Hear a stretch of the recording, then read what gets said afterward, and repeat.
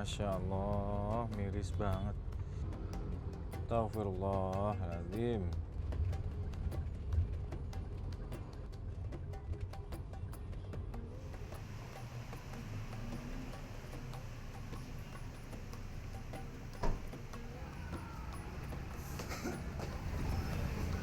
Assalamualaikum. Waalaikumsalam. Masya Allah, Prof. Ustaz Terima Alkaf. kasih waktunya. Makasih loh waktunya, Prof. Udah nyediain waktu buat saya, kehormatan buat saya. Dengan senang hati. Ini, Prof, nanti banyak sekali yang saya tanyakan sekalian konsultasi kepada yang banyak ilmu ini. Tapi kebetulan saya tadi di jalan banyak browsing. Banyak sekali anak yang dilahirkan kok nggak tahu orang tuanya. Kebetulan menyusun sewu di luar nikah. Kalau dalam Islam sendiri, nasab itu penting nggak sih, Prof? Sebenarnya, Prof? Wah ya tentu penting sekali ya. Karena Nggih. dengan nasab itu kan kita tahu asal usulnya. Kita kemudian juga kebetulan kalau orang tuanya baik punya role model. Nggih. Dan kemudian kalau kita jadi anak soleh kita berterima kasih mendoakan alamatnya akan tuanya, jelas nggih. ya. Jadi saya sendiri juga kadang merasa kasihan ya. Situasi keluarga masyarakat sekarang ini yang kadang-kadang anak terpisah dari orang tuanya. Tapi gini ya, yang namanya orang tua itu tidak selalu orang tua biologis loh. Sebagaimana anak tidak selalu anak biologis, anak asuh, anak didik, anak yatim, Orang itu tua juga gitu, ada orang iya. tua didik semacam itu, Prof. Lah iya banyak sekali gitu. Makanya kalau ada hadis mengatakan Nggih. anak soleh yang mendoakan orang tua, Nggih. itu yang anak soleh tidak berarti harus anak kandung.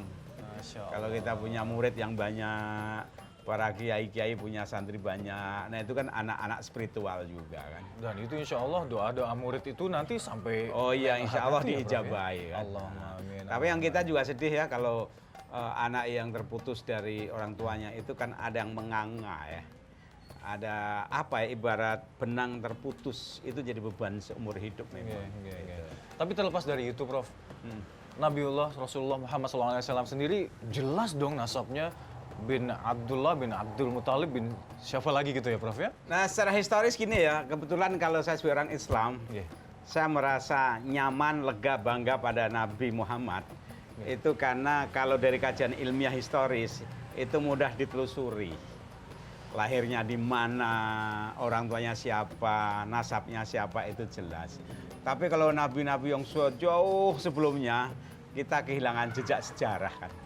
Itu. Atau juga ada agama yang pendirinya siapa, kitab sucinya itu mana, itu kan tidak sejelas Al-Quran. Jadi misalnya sebelum jadi nabi riwayatnya jelas, kemudian kenabiannya jelas, kitabnya jelas. Intinya bagi kita, bagi saya itu secara keilmuan itu memberikan ketenangan tersendiri itu.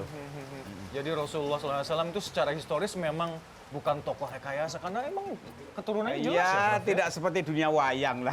Masya Allah. Kalau wayang Masya itu kan ada Gatot Kaca, Iya. itu kan fiktif ya. Asal usulnya dari mana juga, Prof, ya? Atau ada misalnya Nyai Roro Kidul. Nggih. Atau kalau dalam film apa ya, kartun, tokoh-tokoh kan fiktif. Tapi kalau Nabi Muhammad itu kan sosok historis, sosok panutan, maka menjadi penting untuk mengetahui nasabnya, kelahirannya, perkembangannya jadi penting untuk kita ya. Tapi gimana, kita masuk aja dulu ya. Monggo, tafadhol. Ya. Matur nuwun. Sekarang ini yang terjadi hubungan anak dan orang tua dibanding masyarakat masa Nabi ya. Masa Nabi itu kan sangat komunalistik, kesukuannya tinggi.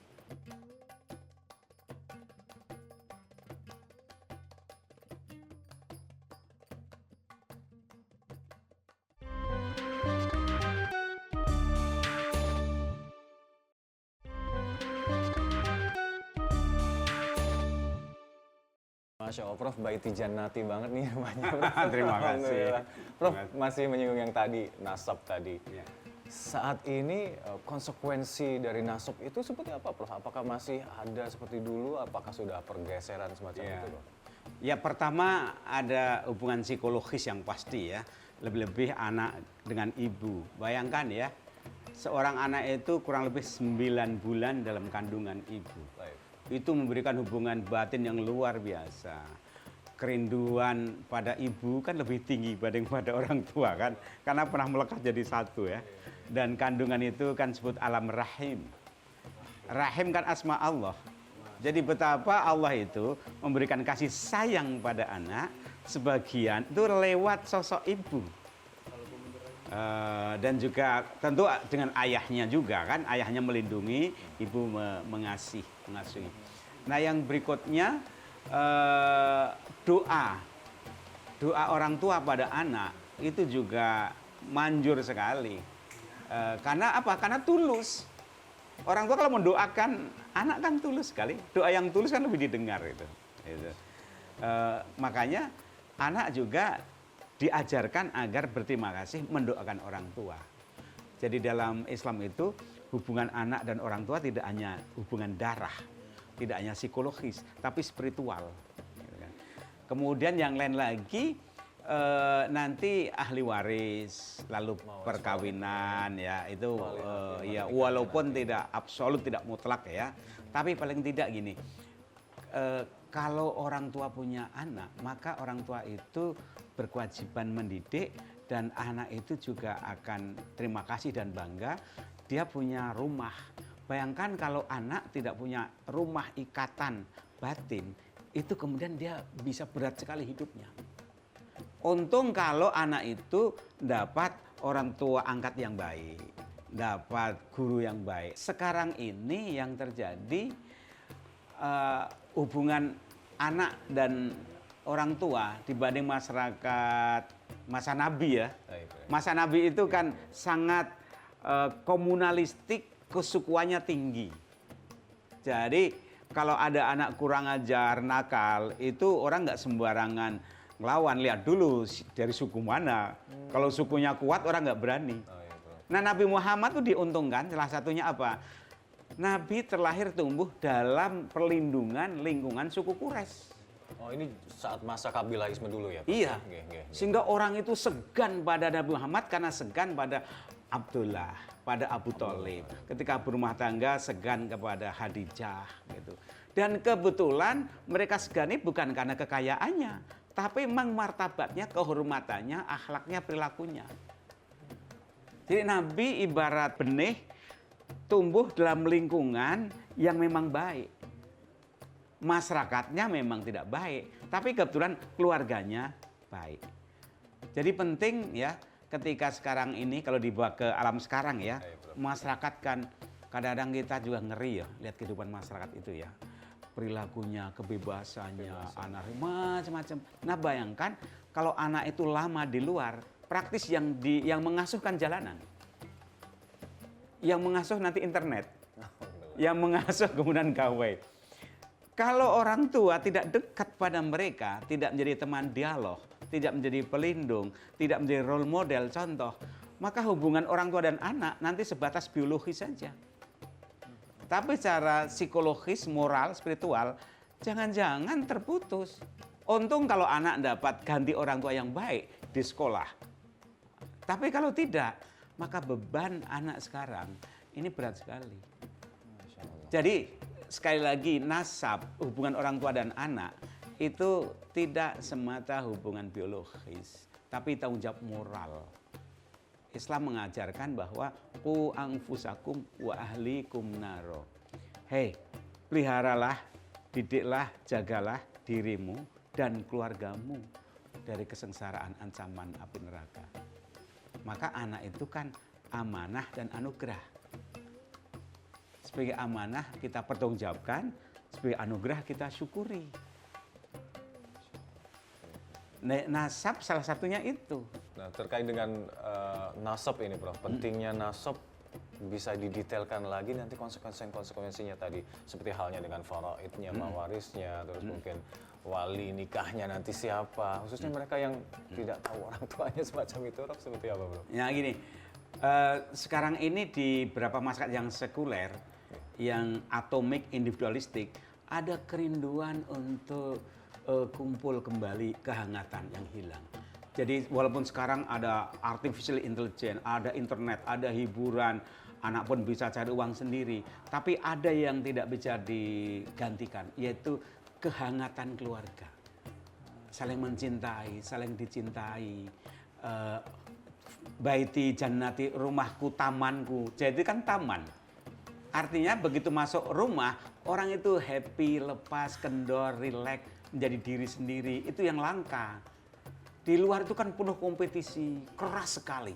Di jalan raya kompetisi, cari apa ya, ya padat sekali. Di kantor, di politik, di bisnis penuh kekerasan. Maka membutuhkan jannati. Atau kalau orang tua dulu mengatakan rumah ya, ini kaitan nasab dan keluarga implikasinya ya. Itu kan tempat berlabuh. Ini mungkin diambil dari pengaruh negara maritim. Kalau Anda pernah naik kapal, cari ikan, berat sekali, panas terik matahari, gelap gulita, belum tentu dapat ikan, belum tentu nanti ya keselamatannya. Kalau ada ombak datang, itu luar biasa itu. Ketika itu apa yang dirindukan? Pulang membawa hasil, kapal diikat, berlabuh, bebas dari ancaman, terik matahari, gelapnya malam, rumah tangga. Di rumah tangga tempat berlabuh itu artinya apa? Rumah tangga tempat melepaskan semua gundah gulana. Nah sekarang bukan di lautan, tapi di jalanan. Di semua lini penuh persaingan.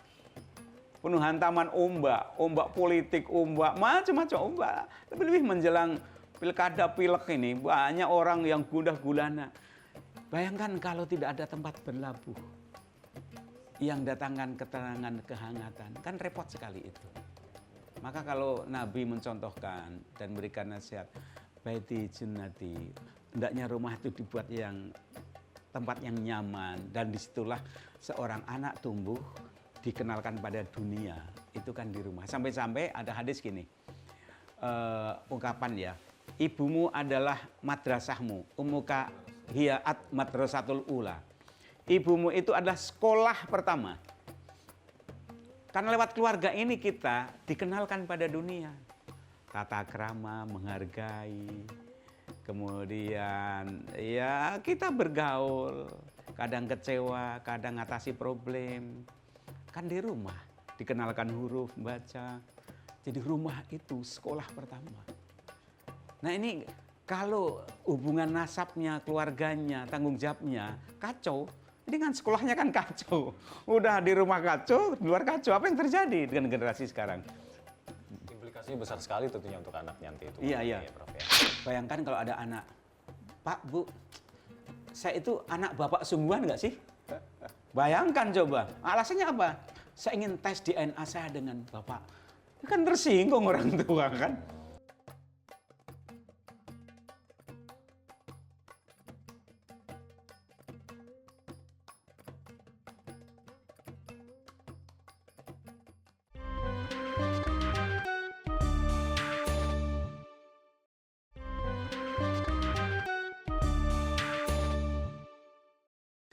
Tapi Prof, terkait dengan nasab ini kayaknya masih banyak yang harus diulas. Tadi udah disinggung kekiniannya, tapi sekarang ada teknologi juga untuk mengetahui garis keturunan itu terkait mungkin dengan DNA-nya semacam itu.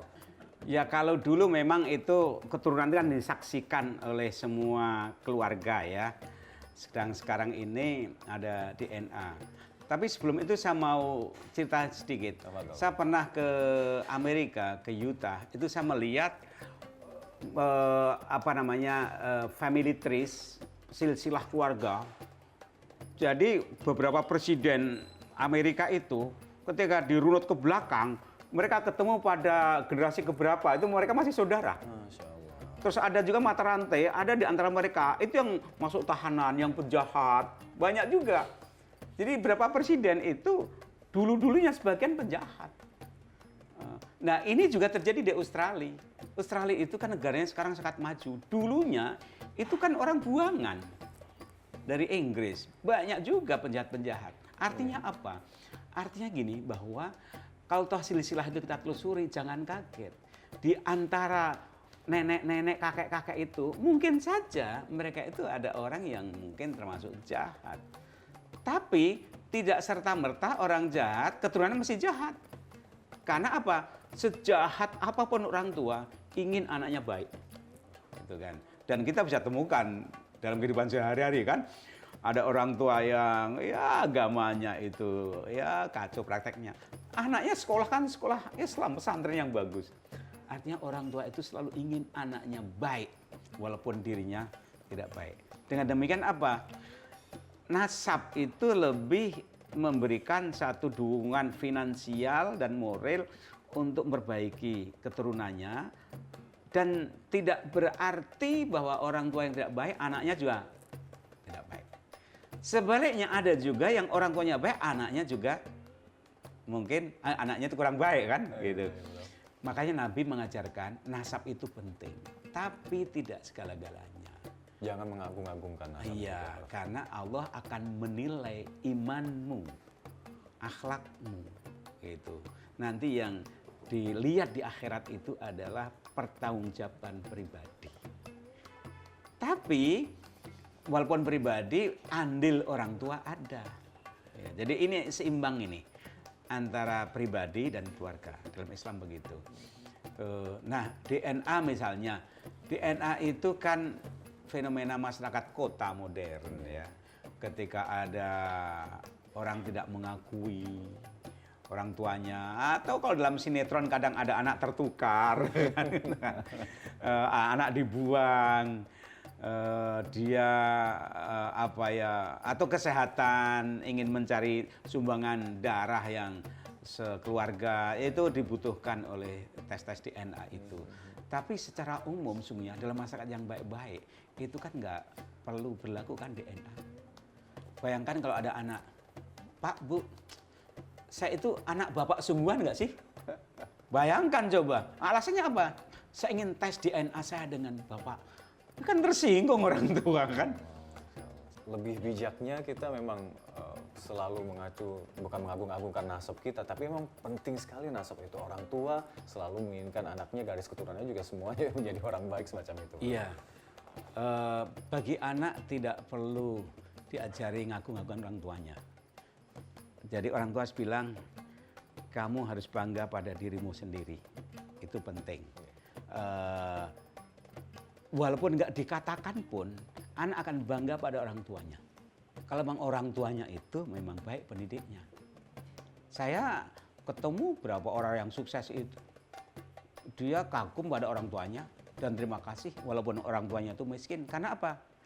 Dia bilang, saya seperti ini karena berkat doa kasih sayang orang tua pada saya. Dan saya percaya orang-orang yang sukses itu nggak lepas dari doa orang tua. Nggak lepas. Saya yakin. Dan dalam Islam memang itu diajarkan dan saya percaya. Oleh karena itu nasab itu penting, diharapkan memberikan pengaruh konstruktif positif, ya. Tapi jangan diagung-agungkan. Kalau saat ini di mana Indonesia khususnya negara hukum, nah sekarang mungkin lebih dominan payung hukumnya bukan payung nasab lagi ya Pak? Oh iya, kalau dulu memang nasab itu ya sukuisme melindungi individu. Kalau sekarang kan ya hukum, mau keluarga siapapun kalau melanggar nggak ada pelindungan. Kamu anak siapa? Kalau melanggar ya melanggar. Dalam hal penegakan hukum maka sekarang itu ya hukum yang tegak. Dalam hal prestasi ya kembali lagi bahwa anak itu dikondisikan untuk agar lebih mandiri, lebih baik daripada orang tuanya. Gitu. Status hukumnya sendiri kalau nasabnya jelas pun akan lebih mendukung semacam itu ya Pak? Oh ya, kalau misalnya ada perkawinan siapa jadi walinya, warisnya. Iya.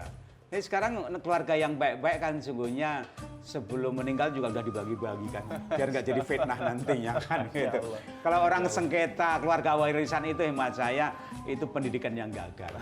Gitu. Mosok nggak kerja rebutan warisan gitu. Sebaiknya diselesaikan aja dulu.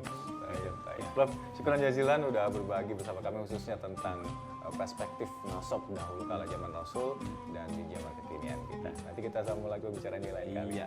Saya pamit dulu, Prof. Terima kasih ya kunjungannya. Syukuran jazilan. Assalamualaikum. Metro TV, knowledge to elevate. Jelajahi cara baru mendapatkan informasi. Download Metro TV Extend sekarang.